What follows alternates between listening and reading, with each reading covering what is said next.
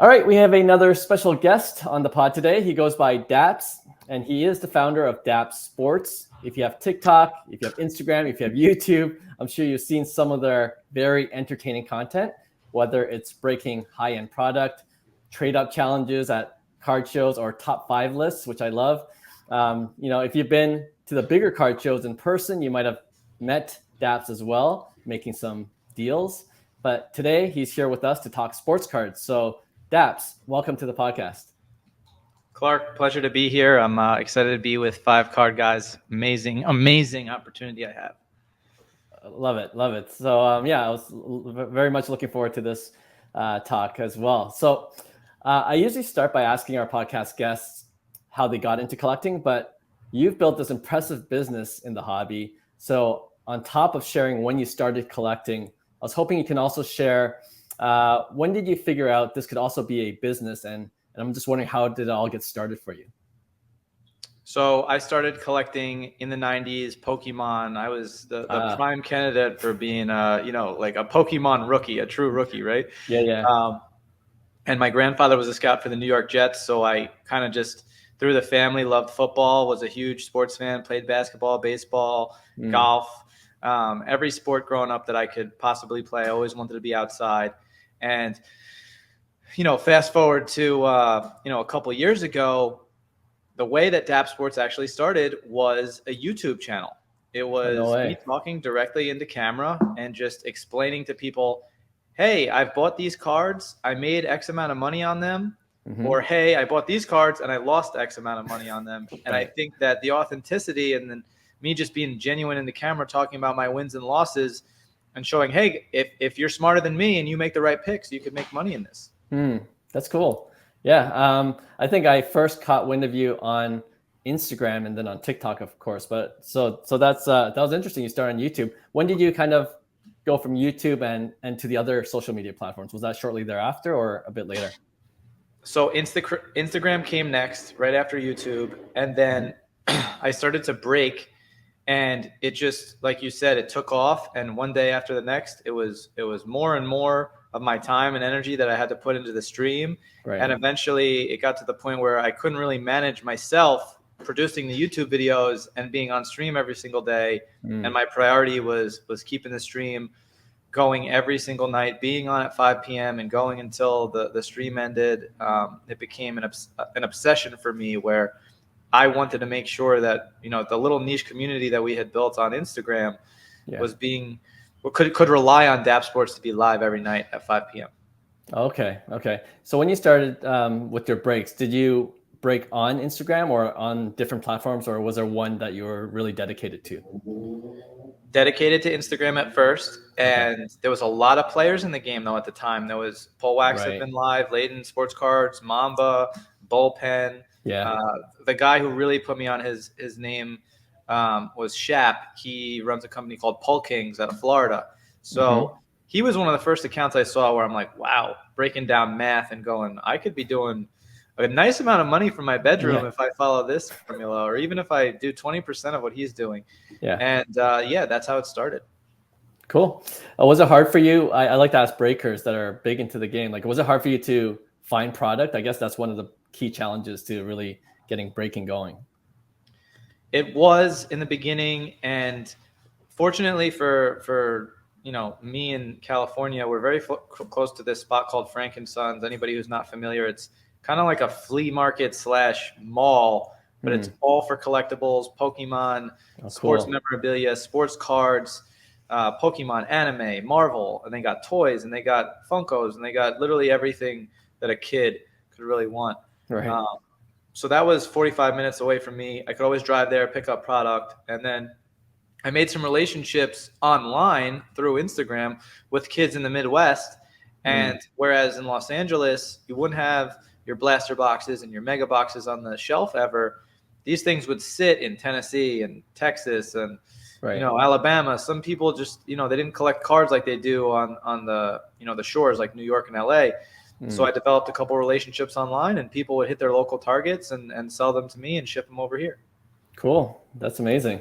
Like we said in your intro, you guys have also been pumping out content on social media, and just getting your name out there, getting your brand out there. I was wondering how do you come up with ideas for your videos? Because they're at this point really well produced and pretty damn entertaining.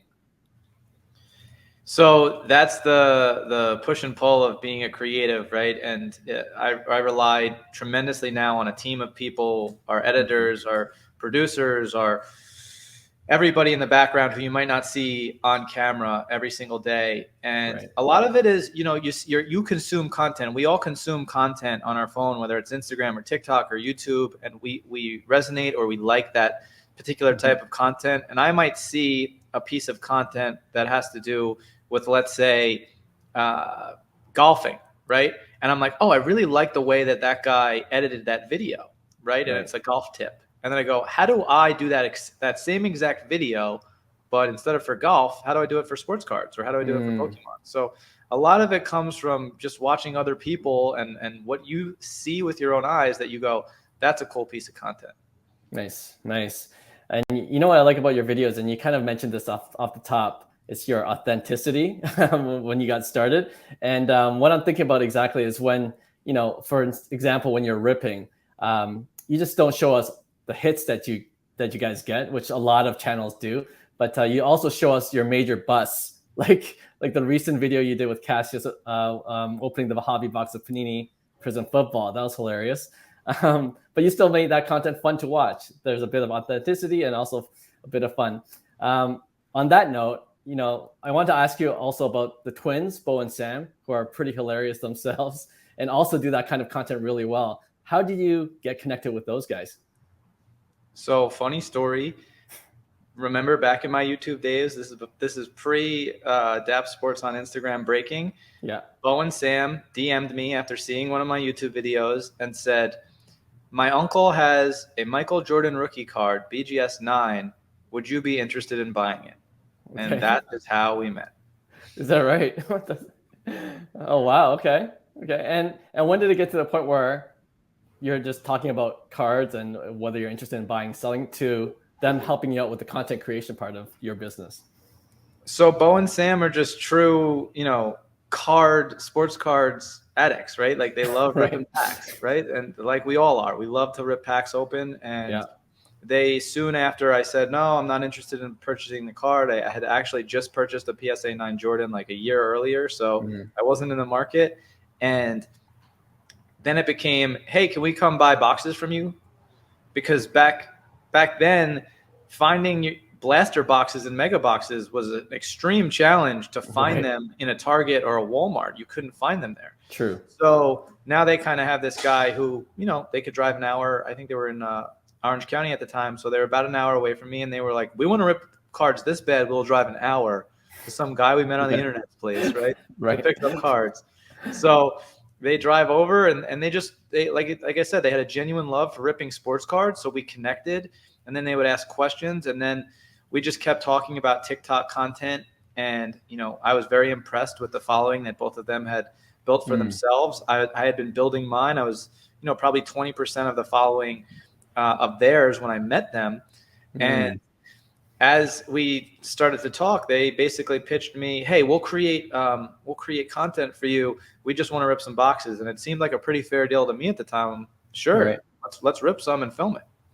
Nice. Yeah, that's pretty funny. And like you're also part of this content creation too still. And you've talked to some big names and influencers on your channel. I saw the Steve Aoki interview. That was pretty cool.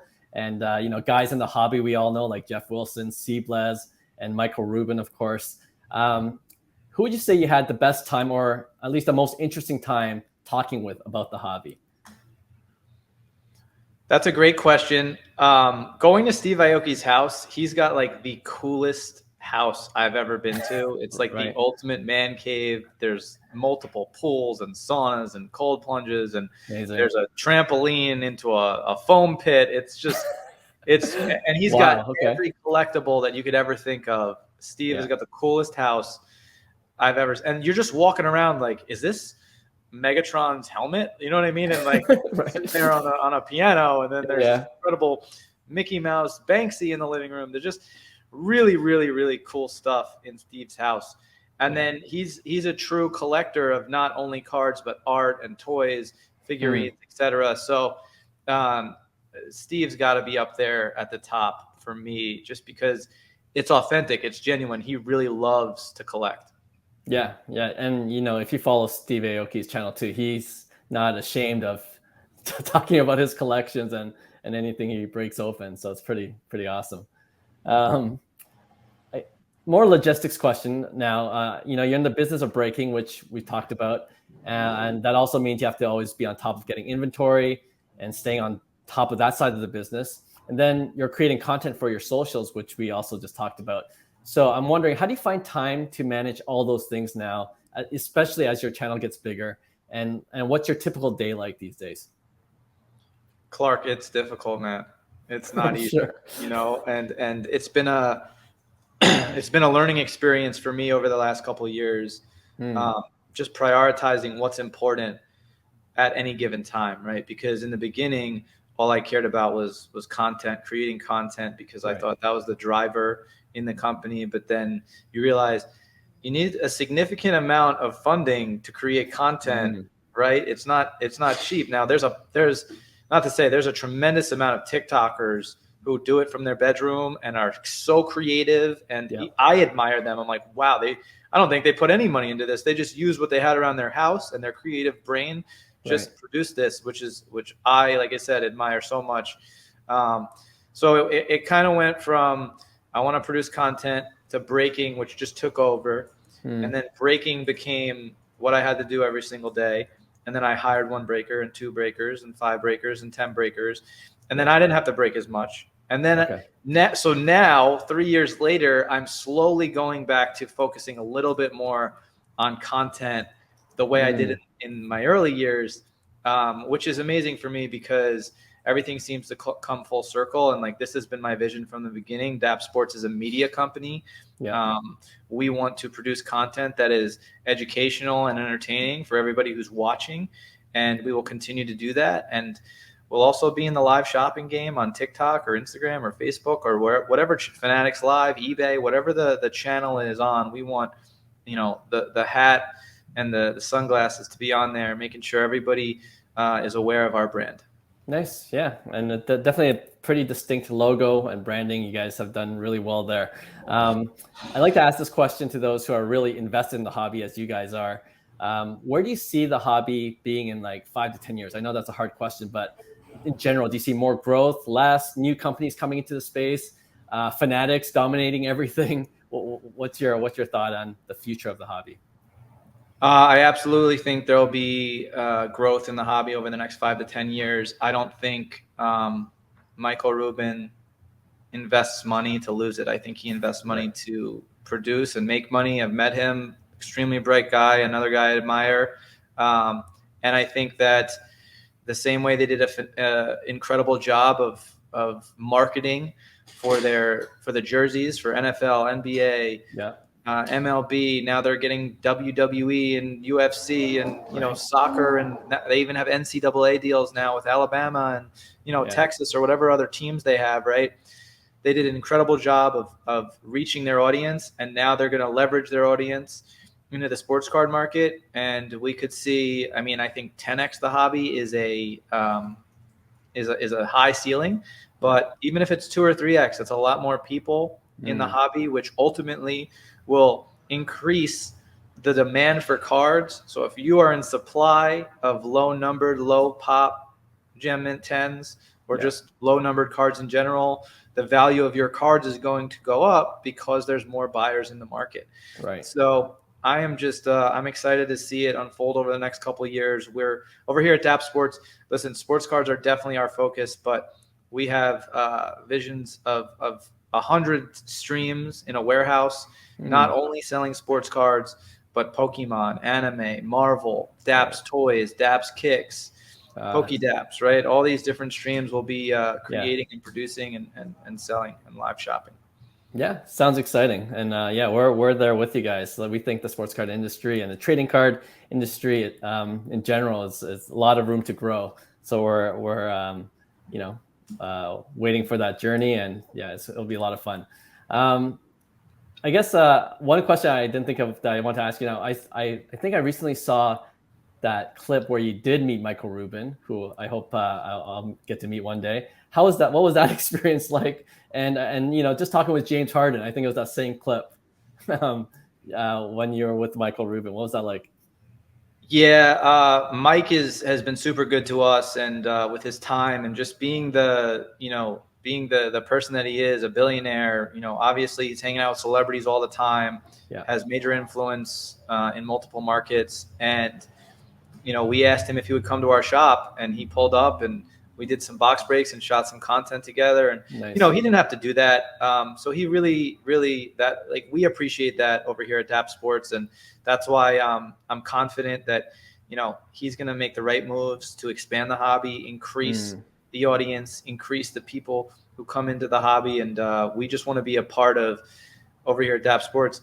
We try to create affordable price points. So when people do get introduced to one of our live streams, you don't need $10,000 to buy a flawless case. You don't need $3,000 to buy a National Treasures box. We're creating price points, $29, $39. Nice. You come in, you buy a team, you buy that you're a fan of, right? And you can enter a break, and maybe you hit a $100 card, maybe you hit a $5 card, but you're not breaking the bank. Right. When you come into the hobby. And then if you want to eventually educate yourself and learn more about the hobby, you can slowly, take steps to get to that Prism hobby box or that, Optic hobby box, whatever it may be. Right. Yeah. Awesome to hear. Pretty cool. We always like to end off our interviews with some rapid fire questions, if you don't mind. I think it'll be a fun way to end this interview. We always like to ask, what's your favorite PC card at the moment? Do you have one? The one that popped into my head immediately, I have a PSA 10 Kobe Bryant Black Refractor. I think it's 2008 Topps Chrome. It's either 07 or 08. And okay.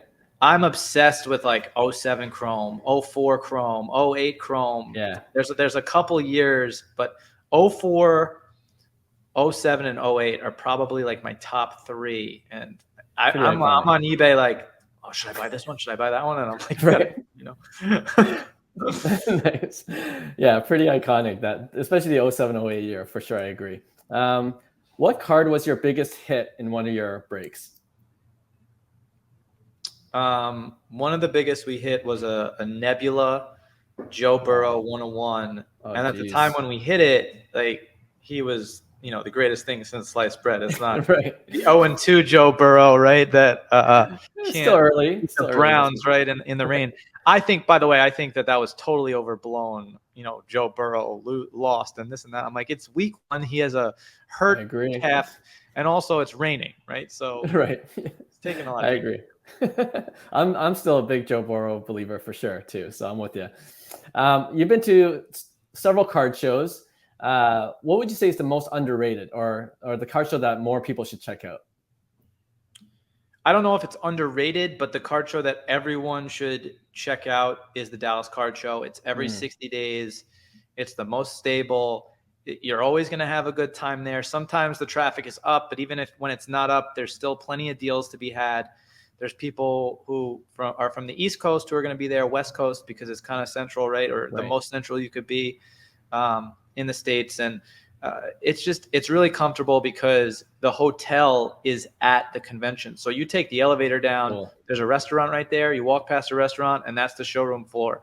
So if you're tired and you've had a long day of travel, like, you could go into the show early, come back at 1 p.m., take a nap, go back down to the show, right? And convenient. What's also really cool about the Dallas Card Show is after the show, when it ends at 6, 7 o'clock at night, the lobby becomes trade night. So it's pretty much awesome, not 24-hour, but like a all-day event until 2, 3 in the morning. You can really make trades, buy, sell, trade there. So it's fun. It's a fun event for sure. Cool. Thanks for that tip. I've got to make my way to Dallas sometime. Anyone in the hobby that you would like to still meet or interview? Because we know you've had some big names already, but anyone that you haven't met yet that you would love to talk with about the hobby? That's a great question. And I'm sure there's somebody who, I haven't chatted with, but when you asked me the question, nobody popped up in my head immediately.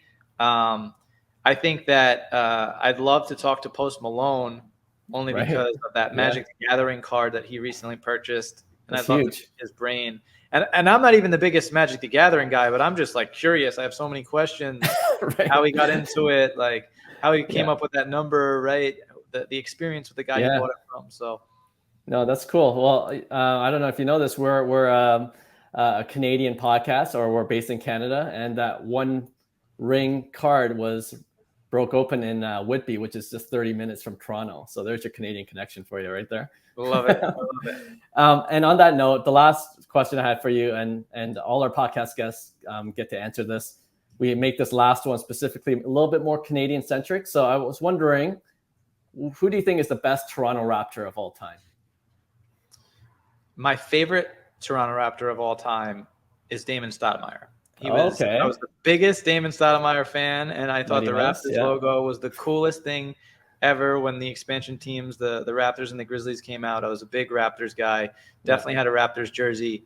And then the two guys who stand out the most to me, and this isn't necessarily, I'm sure somebody from Toronto would disagree, but Vince Carter and Tracy McGrady.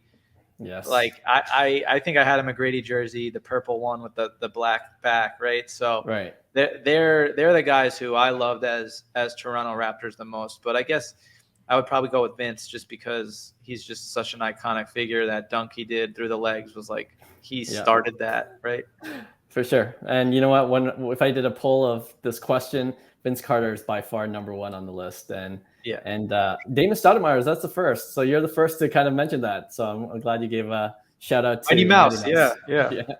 Awesome. Dappz, again, I appreciate your time. Love the stuff that you're doing for the hobby, and wish you all the best of luck in the future. I appreciate you, Clark. Had a great time on here, and whenever I can be on the show again, you just let me know. Amazing. Thank you.